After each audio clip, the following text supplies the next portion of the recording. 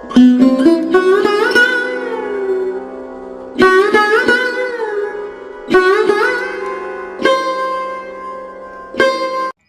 राधे दोस्तों, आज हम आपको एक बहुत ही प्रेरणादायक कथा सुनाएंगे। बैसाख मास में सुनी जाने वाली गणेश जी महाराज और एक कंजूस औरत की कहानी। अगर आप हमारे चैनल पर नए हैं तो प्लीज़ हमारे चैनल को सब्सक्राइब करें, वीडियो को लाइक करें और शेयर करें। बहुत समय पहले की बात है, गांव में हरि नाम का एक किसान रहता था। हरि के घर में किसी भी प्रकार की कोई कमी नहीं थी। उसके पास अच्छी खेती थी और उसमें बहुत अच्छी खेती उपज होती थी। बहुत अन्न उपजता था जिसे बेचकर वह गुजारा करता था। और उसने जो बहुत सारी गाय भी पाल रखी थी। हरि गायों का दूध बेचकर भी अच्छी कमाई कर लेता था। हरि मन से बहुत ही उदार और भोला था। वह भगवान गणेश का व्रत भी रखता था और बैसाख मास में स्नान करता, कार्तिक स्नान करता और बहुत ही पूजा पाठ किया करता था। नित्य प्रतिदिन भगवान गणेश की पूजा अर्चना करता।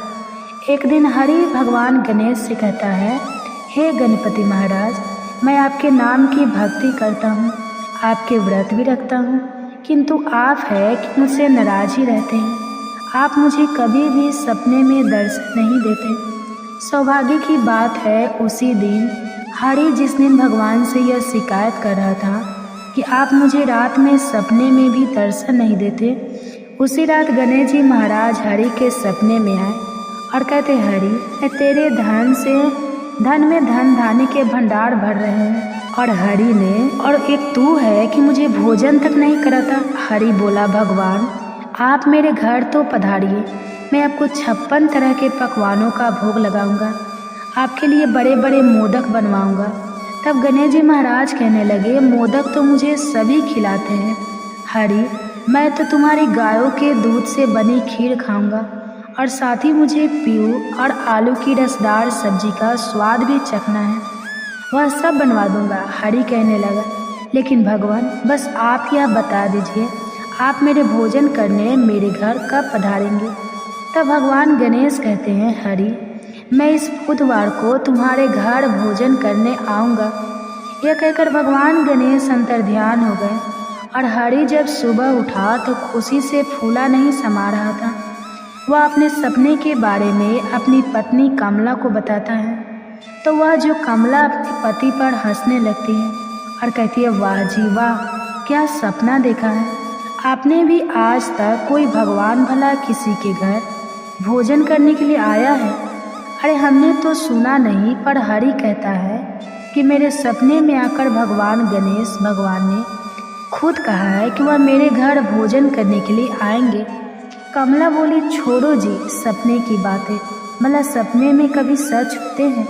वैसे भी इस कलयुग में पैसा ही भगवान है, इसलिए अपने काम पर ध्यान दो ताकि घर में ज़्यादा से ज़्यादा पैसा आए। हर एक की पत्नी कमला बहुत ही कंजूस औरत थी। घर धन धान्य के भंडारों से भरा हुआ था, फिर भी 24 घंटे काम के फेर में पड़ी रहती थी। कमला की कंजूसी को हरि ही नहीं बल्कि उसकी गाय भी समझती थी। इसलिए तो उसकी बात सुनकर तो गाय जो भी यमुना और गंगा हंसने लगती हैं कि कंजूस कहीं की, भगवान को छोड़ पैसे को ही भगवान समझने लगी है। इस कंजूस के पास बस जाए तो यह भगवान गणेश को भोजन कराना तो दूर, मालिक को भी उनकी भक्ति भी ना करने दे। तभी यमुना कहती है, तुम सही कहती हो गंगा, यह कंजूस औरत तो हमारे बछड़ों तक पर दया नहीं करती। उनसे जो सारा दूध जो थन से निचोड़ लेती है, हमारे मासूम से बछड़े भूखे रह जाते हैं, उन्हें दूध भी नहीं पीने देती। यह कहते कहते यमुना की आंखों में आंसू आ गए और वह फूट फूट कर रोने लगी। उसे रोते देखकर गंगा भी उदास हो गई और कहती है, रो मत मेरी बहन, मालिक की तरह तू भी गणेश भगवान पर विश्वास रख, देखना एक दिन मालिक की भक्ति जरूर रंग लाएगी। भगवान हमारी मालकिन को भी मालिक के समान दयालु बना देंगे, लेकिन पता नहीं वह दिन कब आएगा। बहन, हे भगवान, यमुना कहती है आप जल्दी आना और इस घर में जो यमुना और गंगा की यह पुकार सुनकर स्वर्ग में बैठी भगवान की दोनों पत्नियां रिद्धि और सिद्धि भगवान गणेश से पूछती है, स्वामी इस कमला की कंजूसी की तो हद हो गई। देखो तो ज़्यादा दूध पाने के लालच में गौ माता के थन से सारा दूध निचोड़ लेती है। उनके बछड़े भी भूख से तड़पते रह जाते हैं। धन माया के जाल में उलझे इंसान के हृदय में दया धर्म नहीं रहता, और यह कमला जल्दी ही इस जाल से मुक्त हो जाएगी। किंतु स्वामी रिद्धि सिद्धि कहती है, आप तो अपने इस भक्त के घर भोजन करने जाने वाले थे, उसका क्या हुआ? भक्त तो भगवान को भोजन कराना चाहता है। भगवान गणेश कहने लगे, किंतु उसकी कंजूस पत्नी भगवान को भोजन नहीं कराना चाहती। मैं उसके घर भोजन करने तो अवश्य जाऊंगा सीधी, किंतु तब जाऊंगा जब वो दोनों भोजन कराने को राजी होंगे। कुछ समय धीरे धीरे बीत गया और हरि सच्चे मन से भगवान गणेश की भक्ति में लीन रहने लगा। हरि गणेश जी की भक्ति के साथ साथ अपनी खेती और अपनी गायों का पूरा ख्याल रखता था। गायों के बछड़ों को कमज़ोर होते हुए देखकर एक दिन हरि अपनी पत्नी कमला से कहता है, अरे भगवान, तुम गायों को थन से सारा दूध क्यों निचोड़ लेती हो? अरे इतना तो दूध छोड़ दिया करो कि इनके बछड़े भूखे ना रहें। पशु दूध देने के लिए पाल रखे। और कमला तो तराक से जवाब देती है, और हम दूध ही छोड़ दें तो हमें क्या बचेगा? इनके बछड़ों की चिंता तुम मत करो, घास पात खाकर पेट भर लेंगे।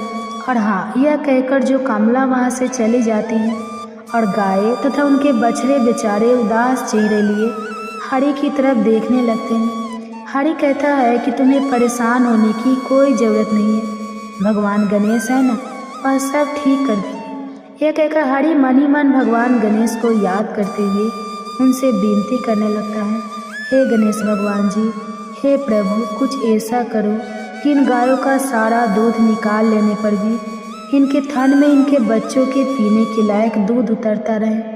अरे गणेश जी भगवान से जैसे ही यह प्रार्थना करता है, ठीक वैसे ही गायों के थन से दूध की धारा फूट पड़ती है। उनके बछड़े उछल उछल कर दूध पीने लगते हैं। यह चमत्कार देखकर हरि और उनकी गाय फूटा नहीं समाती। और हरि कहता है, जय हो गणेश जी महाराज की।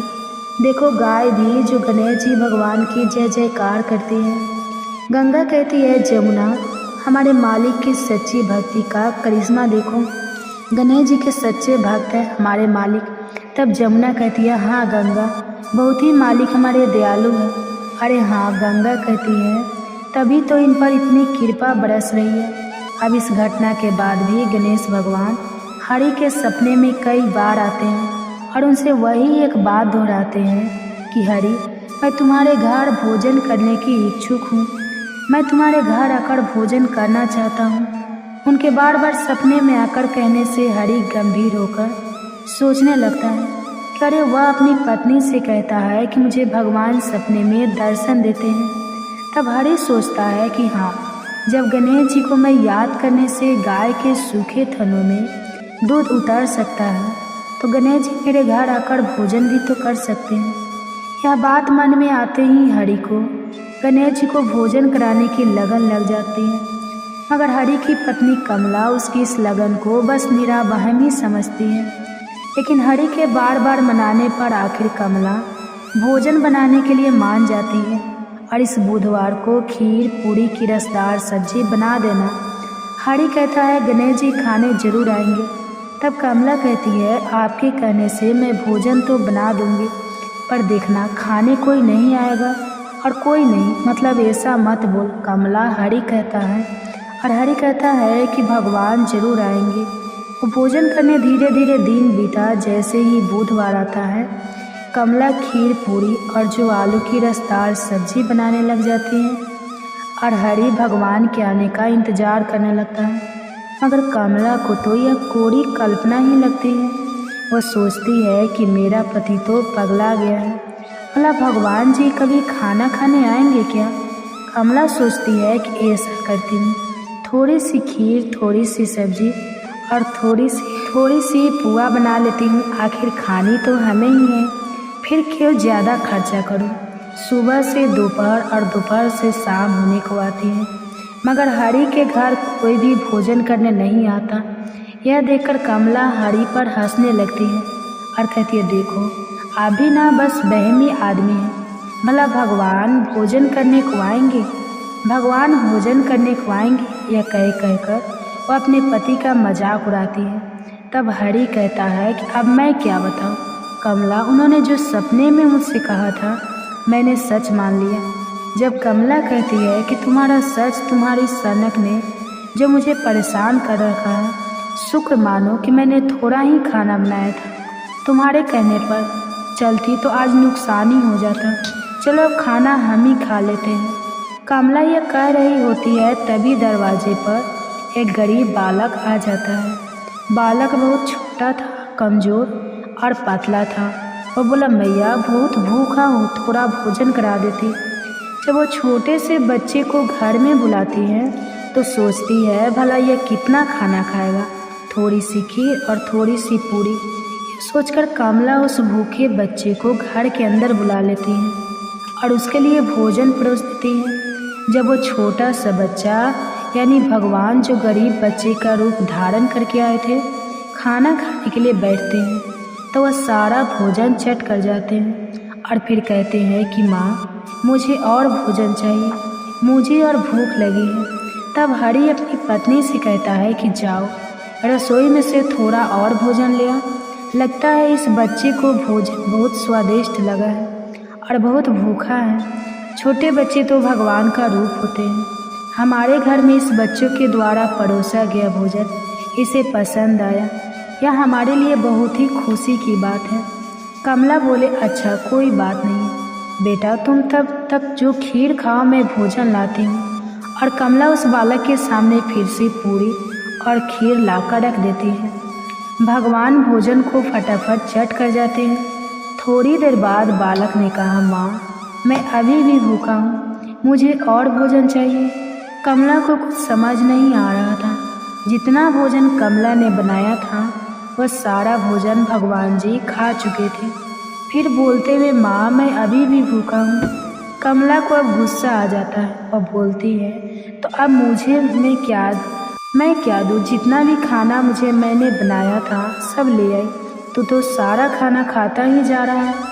तब जो हरि कहता है कि कमला मुझे तो यह चमत्कारी बालक दिखाई पड़ता है, फिर भी अतिथि तो भगवान का रूप होते हैं, हमें इस बालक की बात को मानना ही होगा। यह जैसा कहता है वैसा ही हमें करना होगा। बालक कहता है, माँ अभी तुम्हारे घर में भोजन खत्म नहीं हुआ है, भंडार घर में मूंग की दाल चावल रखे हैं और घर में जो रखा हुआ सभी ले आओ। अब कमला सोचती है कि इस बालक को कैसे पता कि हमारे घर में क्या क्या रखा है। अब कमला को कुछ समझ नहीं आ रहा था। वह सोच रही थी सच में इस बालक पर उसे बहुत गुस्सा आ रहा था। सब कुछ तो इसके आगे रख दिया, यह तो सब खाते ही जा रहा है। तब हरि ने कहा कि घर में जो कुछ भी रखा है, आटा दाल गुड़ जो भी है सब ले आओ। कमला वह सभी ले जाती है। भगवान दाल और रोटी खा जाते हैं। तब भगवान बोलते हैं कि सामने गेहूं की बोरी रखी है, वह भी ले आओ। तब कमला कहती है, बालक ये बालक है या कोई भूत? देखो जब से घर में आया है तब से खाने ही लगा हुआ है। जिसको मैं घर में ले आई हूँ मुझे नहीं लगता यह कोई बालक है। मैं तो इसे छोटा बच्चा समझकर, गरीब बच्चा समझकर खाना खिला रही थी। अब तो हरि को वह डांटना शुरू कर देती है। कहती है कि और खिलाओ गरीब बालक को भोजन, और प्रभु को जान गए हो तुम छोटी, तुम्हें बड़ी चढ़ी थी कि गणेश जी भगवान को खाना खिलाऊंगा। इस तरह से जो कमला अपने पति पर बरस पड़ती है और हरि कहता है इसमें इस छोटे से बालक का क्या दोष है। अब वह बालक जो घर में रखी हुई जो आटे की बोरियां, गेहूं की बोरियां, चने दाल जो भी है सब मांग कर खाता जाता है। अब कमला यह देखती है तो बहुत घबरा जाती है और रोने लगती है, क्योंकि अब उसके घर में अन्न का एक दाना भी नहीं बचता है। अब तो वह रोने लगी और भगवान से क्षमा याचना कहने लगी प्रभु मुझे माफ़ कर दो। अब जब कमला को अपनी गलती का एहसास होता है उसका घमंड टूट जाता है, क्योंकि वह बहुत ही कंजूस थी। तो उसके सामने स्वयं भगवान जी प्रकट हो जाते हैं और भगवान जी के सामने कमला हाथ जोड़ लेती है। कमला भगवान के बाल रूप को देखकर चौंक जाती है। कहती है भोजन खिलाने में कैसी कंजूसी, सिर्फ एक बच्चे को खाना खिलाया और उसमें भी तूने सबसे छोटा बच्चा ढूंढा भगवान के रूप में। इसलिए मैंने एक बालक के रूप में आकर तुम्हें सबक देना चाहा। कितने दिन से मैं हरि को सपने में कह रहा हूँ कि मुझे भोजन कराना है।